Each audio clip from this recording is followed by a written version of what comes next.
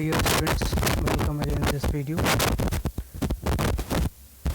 We have some examples related to linear equation and we will solve and learn how to solve each type of equation and how to find the solution of the equation.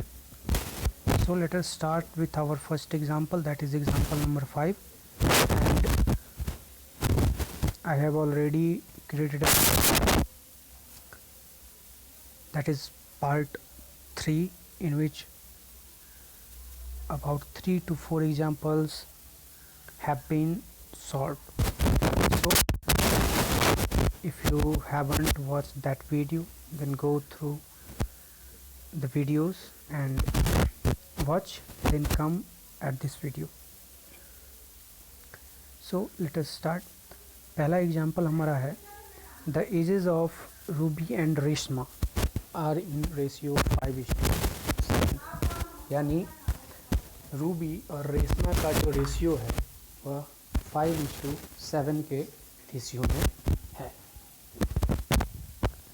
4 years later their age will be in ratio 3:4, और 4 साल बाद उनके जो as का ratio होगा वह 3:4 के रूप में होगा.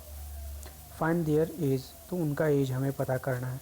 तो मैंने आपको पहले ही कहा था रेशियो जो होता है वह कोई एग्जैक्ट साल नहीं बतला रहा है. 5:7 कहने का मतलब है कि रेशियो बतला रहा है, उनके बीच में इतना का अंतर है. ठीक है, अगर वह 7 साल की है तो एक 5 साल का है, इस तरह से मानते हैं. लेकिन एक्चुअल वह एज नहीं शो करता है, बट एक्चुअल हमें शो करना है. अगर एक्चुअल हमें मानना है तो हम उसी को क्या कहते हैं, लेट कर लेते हैं. Let the present age of Ruby be 5x. तो रूबी का हम लोग प्रेजेंट एज कितना मानेंगे, 5x मानेंगे, और रेशमा का 7x मानेंगे. फिर बात क्या रहा है कि 4 years later, यानी 4 साल बाद. तो 4 साल बाद उनका उम्र क्या हो जाएगा, तो रूबी का हो जाएगा 5x में 4 जुड़ जाएगा क्योंकि प्रेजेंट एज 5 है. ठीक है, और रेशमा का क्या होगा, तो रेशमा का जो होगा वह उम्र हो जाएगा 7x + 4. ठीक है, 4 साल बाद रूबी का 5x + 4 और रेशमा का 7x + 4. ये 4 आफ्टर 4 years जो the age of Ruby and Reshma. ठीक है, इस प्रकार से हम लोग फाइंड कर लिए.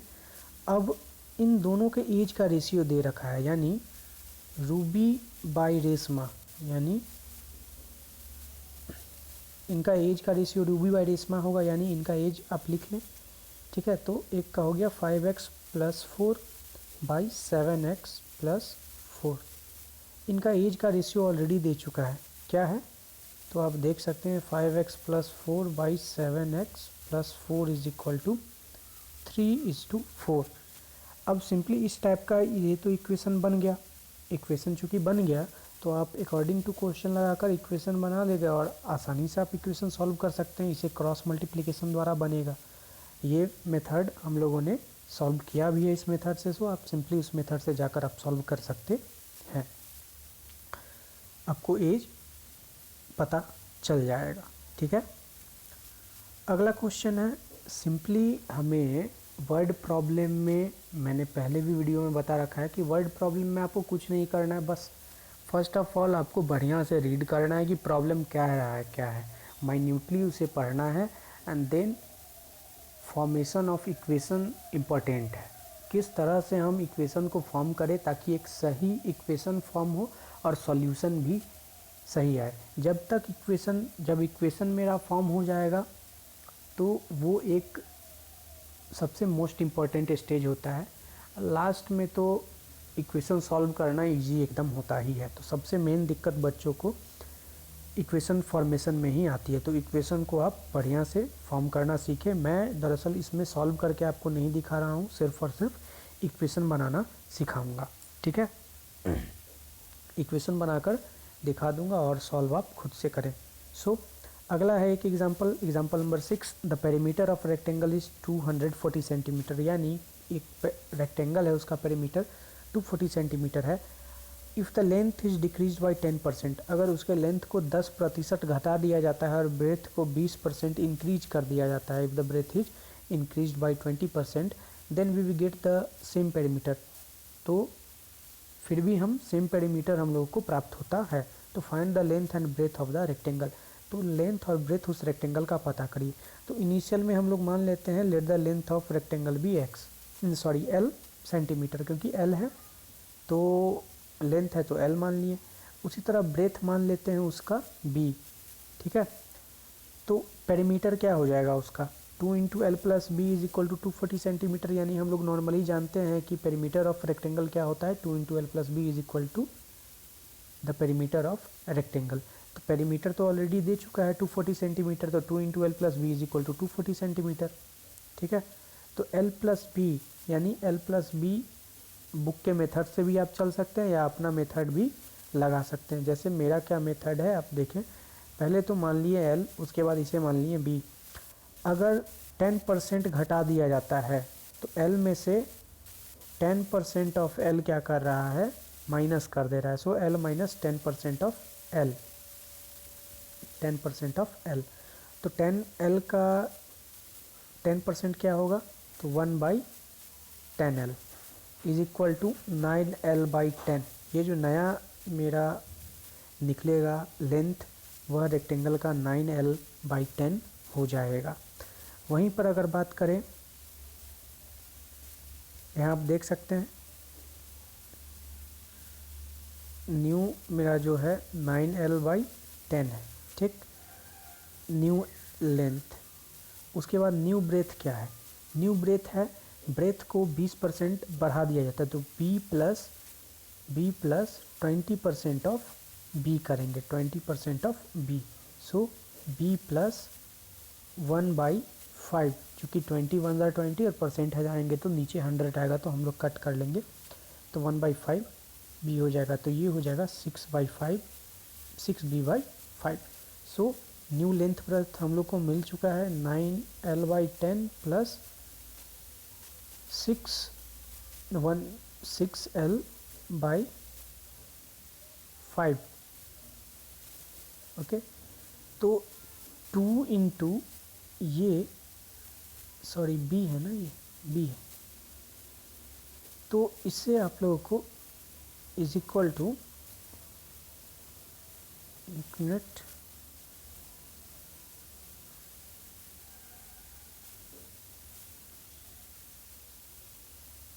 अच्छा ये तो मैं 2 वेरिएबल का बता रहा आपको, तो सिर्फ 1 वेरिएबल का पढ़ना है ना। अच्छा चलिए बुक के मेथड से देखिए, लेट द लेंथ को हमने माना L, ब्रेथ को माना B, ठीक है। 2L प्लस बी यहाँ पर कर रहा है, तो L प्लस बी का वैल्यू क्या आ जाएगा 120।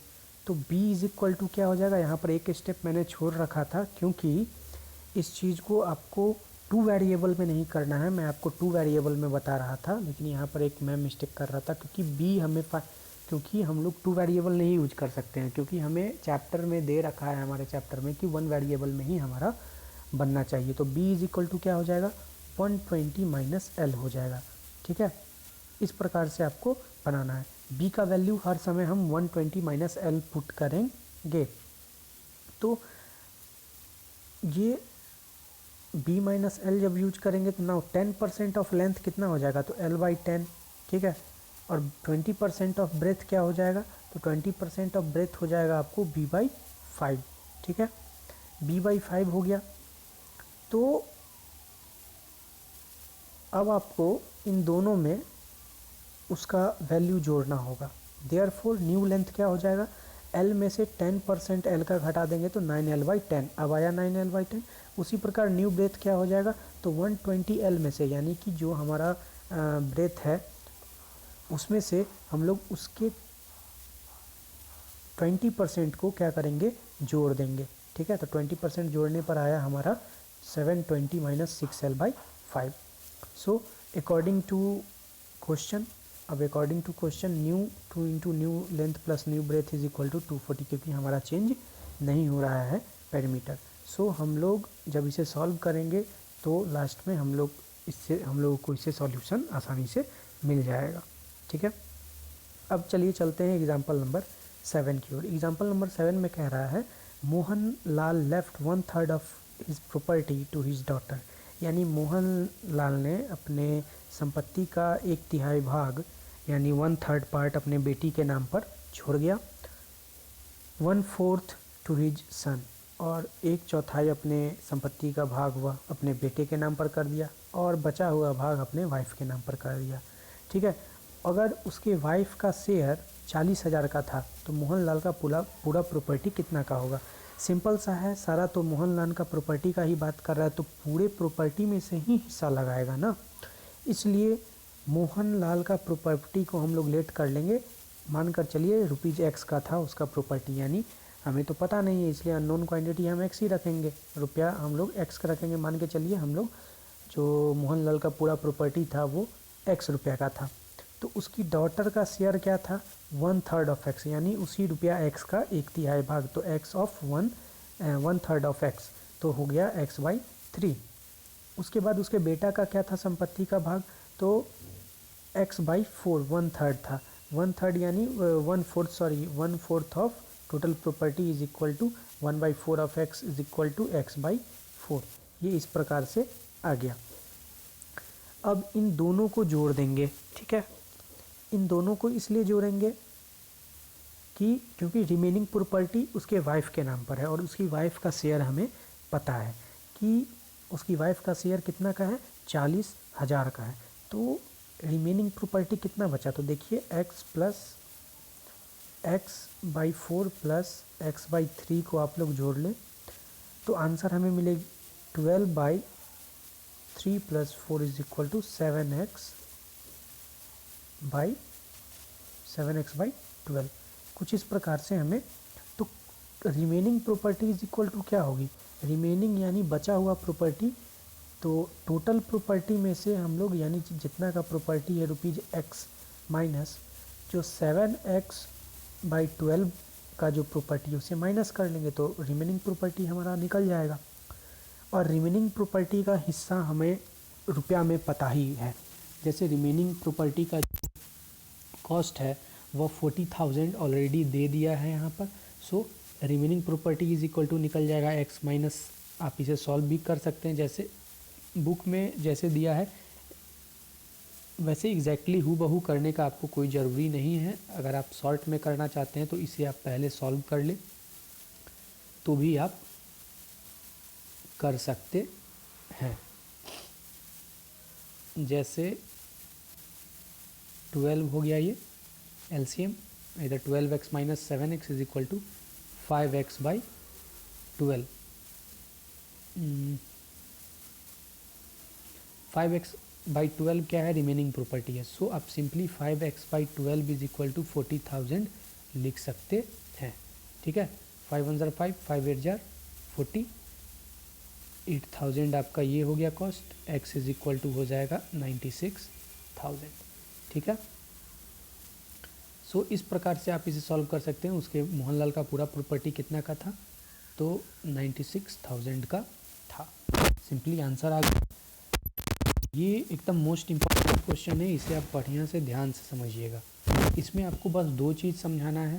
पहला तो फार्मूला याद रखना होगा स्पीड और टाइम और डिस्टेंस का, तभी जाकर आप इसे सॉल्व कर सकते हैं। दूसरा कि डाउन स्ट्रीम और अप स्ट्रीम, अप स्ट्रीम और डाउन स्ट्रीम का मतलब आपको समझना यहाँ बहुत ज़रूरी होता है। देखिए, जब भी कोई बोट यानी नाव कह लें या फिर बड़ा जहाज़, जब भी वह किसी नदी में या पानी में कहीं भी वाटर बॉडीज़ में जब वह चलती है तो वह या तो अप स्ट्रीम चलती है नहीं तो डाउन स्ट्रीम चलती है। स्ट्रीम मतलब होता है धारा, कहीं कहीं स्ट्रीम का मतलब होता है नदी।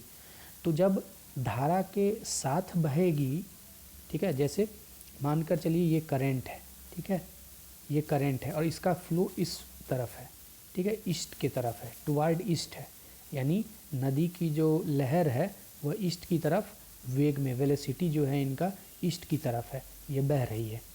और साथ साथ एक बोट हमारा आ रहा है, ठीक है, एक बोट है हमारा, वह जो बोट है वह भी ईस्ट की तरफ ही जा रही है।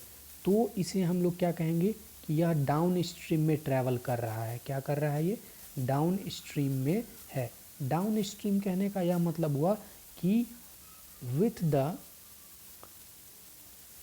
Speed of the current of river, यानी उसके रिवर के करंट के स्पीड के साथ, ठीक है, along the current, along the stream of river, ठीक है।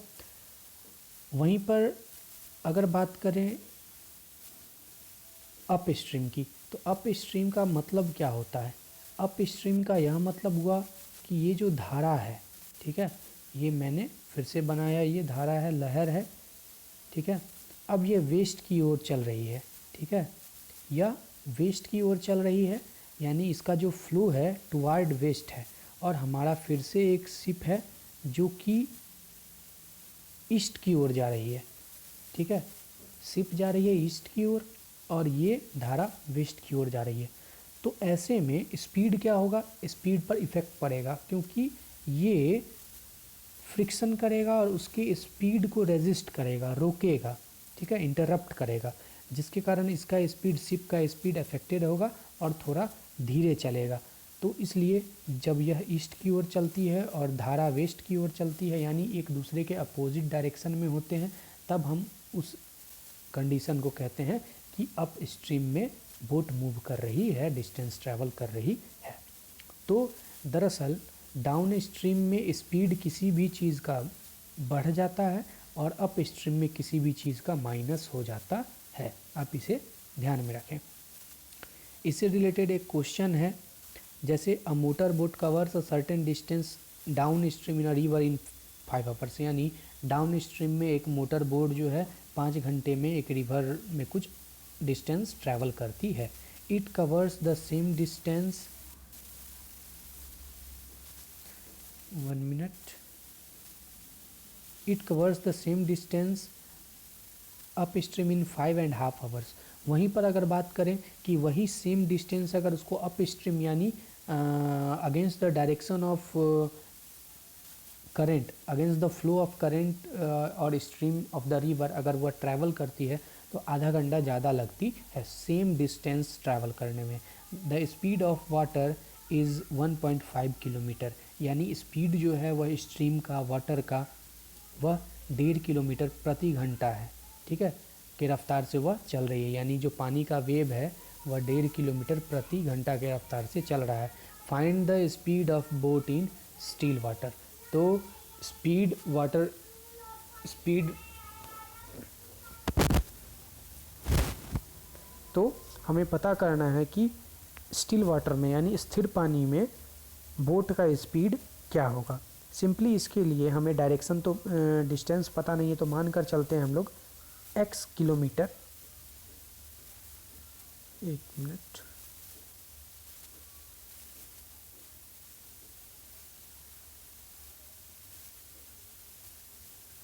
स्पीड बोट का तो हमें पता नहीं है क्योंकि हमें यही फाइंड करना है, तो जिस चीज़ को फाइंड करना है उसी को हम लोग x मानते हैं सिंपली।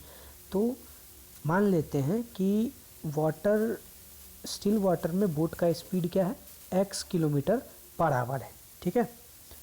तो x किलोमीटर पर आवर है, तो जब वह डाउन स्ट्रीम में रहेगा तो x किलोमीटर पर आवर, ये तो बोट का स्पीड है। साथ ही साथ डाउन स्ट्रीम में क्या होता है कि पानी का स्पीड भी इसमें जुड़ जाता है, क्योंकि स्पीड को बढ़ा देता है। तो इसका स्पीड इन डाउन स्ट्रीम क्या हो गया, डाउन स्ट्रीम में इसका speed x kilometre plus 1.5 kilometre per hour हो गया, ठीक है। दोनों पर आवर में स्पीड है तो किलोमीटर पर आवर में ही इसका यूनिट होगा। सो x ये हो गया। चूँकि हमें डाउन स्ट्रीम में पता है स्पीड बढ़ जाता है जब किसी भी फ्लो के साथ अगर आप बहते हैं, तो साइकिल चलाने में भी अप स्ट्रीम डाउन स्ट्रीम कह सकते हैं, क्योंकि साइकिल जब आप हवा के अगेंस्ट चलाएंगे, हवा बह रही है ईस्ट की ओर, आप जाएंगे वेस्ट की ओर, तो आपको रेजिस्टेंस, एयर रेजिस्टेंस आपको महसूस होगा और आपको पैडल चलाने में, पैडल लगाने में भी आपको परेशानी होगी। सो आप इसको आसानी से फील कर सकते हैं। उसी प्रकार डाउन स्ट्रीम में स्पीड बढ़ जाता है जब हवा के साथ, आप हवा के साथ साइकिल चलाएंगे in the direction of wind where it blows. So उस कंडीशन में आपका पैडल जो होगा साइकिल का एकदम आसानी से चलेगा और स्पीड आपका बढ़ जाता है। सेम यही सिचुएशन बोट में भी होता है। अब चूँकि अप स्ट्रीम जाएगा तो वही स्पीड क्या होगा, माइनस हो जाता है, यानी 1.5 किलोमीटर प्रति घंटा के रफ्तार से जो आपका स्ट्रीम है पानी का, वह उसके स्पीड को, बोट की स्पीड क्या है, मेरा बोट का speed x kilometre per hour है और 1.5 किलोमीटर पर आवर आपका रफ्तार है किसका, तो पानी का, ठीक है। ये माइनस कर देगा क्योंकि यह अप स्ट्रीम में है। तो अब हमें पता है डिस्टेंस क्या है, डिस्टेंस तो एकदम सेम है, ठीक है। तो डिस्टेंस इज इक्वल टू होता क्या है, पहले तो डिस्टेंस इज इक्वल टू होता है स्पीड इनटू टाइम। जितना स्पीड है इनटू टाइम से आप मल्टीप्लाई करें तो स्पीड अप स्ट्रीम, क्योंकि डिस्टेंस सेम है तो दोनों में डिस्टेंस क्या होगा, सेम होगा। तो अप स्ट्रीम में कितना डिस्टेंस ट्रैवल करेगा, सेम करेगा, तो स्पीड कितना है, तो अप स्ट्रीम में है x minus 1.5 kilometre per hour into time हो गया 5.5 आवर, 5 होल 1/2 आवर, ठीक है। आपको मैं बुक में समझा देता हूँ, जैसे यहाँ पर देखें अप स्ट्रीम में डिस्टेंस कवर्ड कितना हो गया 5.5 आवर्स इंटू जो स्पीड है उसे दे रखा गया है, ठीक है। उसी प्रकार से distance travelled in 5 hours in down stream में टाइम 5 दे रखा है और स्पीड दे रखा है। तो ये दोनों इस प्रकार से हम लोग को निकल जाएगा और डिस्टेंस हम लोग दोनों को आपस में बराबर कर सकते हैं, इसलिए 5x plus 1.5 is equal to 5.5 into, दोनों तो डिस्टेंस सेम है ना, तो दोनों डिस्टेंस सेम है तो दोनों डिस्टेंस को हम लोग सेम कर दे, इक्वल कर दे, तो इक्वेशन का फॉर्मेशन हो गया और आसानी से हम लोग 31.5 किलोमीटर पर आवर हमारा आंसर निकल जाएगा, ठीक है। सो ये हमारा इस वीडियो का लास्ट पार्ट था, ये सबसे इम्पॉर्टेंट मोस्ट इम्पॉर्टेंट क्वेश्चन था, इसलिए वीडियो आज लंबा खिंच गया। सो आप लोग इसे कंप्लीट करें। अगर आपको कोई भी दिक्कत आती है, इस चैप्टर से रिलेटेड प्रॉब्लम होती है, तो आप मेरे व्हाट्सएप नंबर पर संपर्क करें, मैं आपको सॉल्यूशन वहाँ बता दूंगा और इस चैप्टर को आप जल्द से जल्द कंप्लीट करें। And thanks for watching the video.